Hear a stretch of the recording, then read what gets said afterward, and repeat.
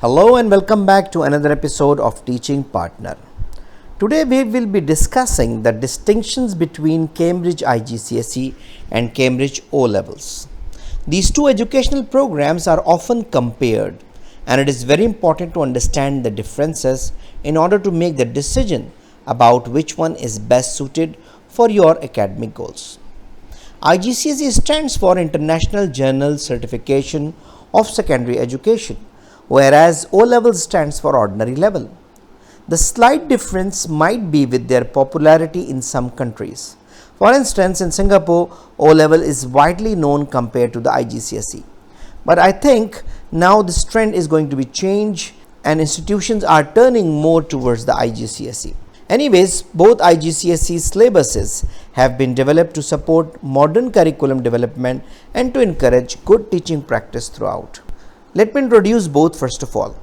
Cambridge IGCSE is an international recognized qualification that is designed for students aged from 14 to 16 years old. It is really a comprehensive program that covers a wide range of subjects including languages, humanities, science and mathematics. The curriculum is flexible. They allow students to choose from a variety of subjects and tailor their studies to their interest and career aspirations. On the other hand, the Cambridge O levels is more traditional program that focus on core subjects such as English, mathematics and science. It is designed for students aged 16 to 18 years old and it is recognized by universities and employers worldwide. The program is structured with rigorous, providing students with a solid foundation in key subjects. Let's compare the IGCSE and O levels in other key aspects. If you talk about the durations, the duration for both is 2 years program.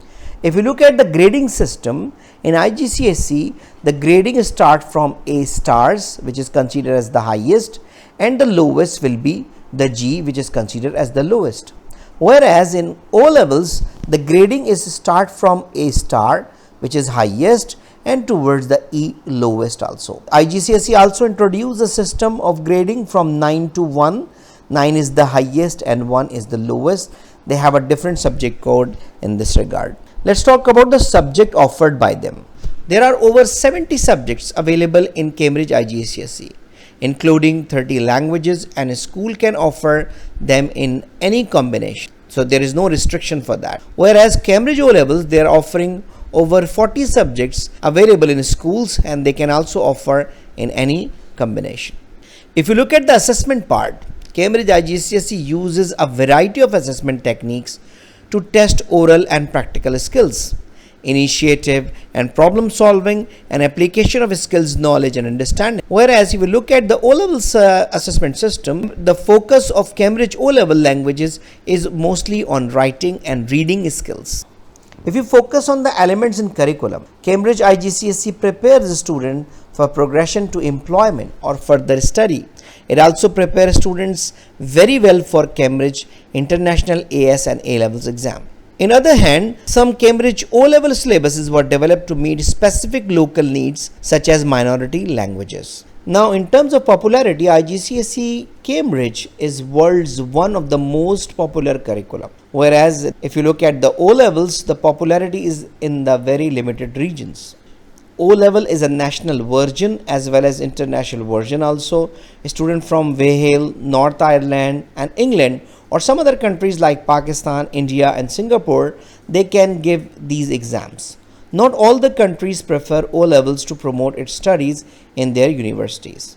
In terms of skills, the skills offered in O levels are reading, writing, comprehension and logical thinking.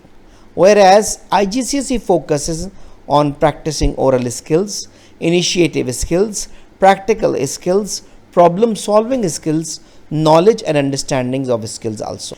One notable difference between the O levels and IGCSE is the level of decentralization. The O level syllabus in Singapore, let's say, is heavily influenced by the local curriculum. For example, in Singapore, the O levels may be in better fit due to the curriculum alignments with local standards. However, the IGCSE is specifically designed to avoid cultural biases. It works in international settings, making it a strong option to students seeking or more globally focused education. Now the $1,000,000 question. Which qualification is better for career opportunities? I think it depends on the specific requirements of the career you are interested in pursuing. Both qualifications are recognized and respected, but I think IGCSE may be more beneficial if you are interested in pursuing a career in a field that required more specialization or specialized knowledge in specific subjects. So if I conclude my video, I must say that both programs are excellent educational programs. They differ in their approach and maybe target audience.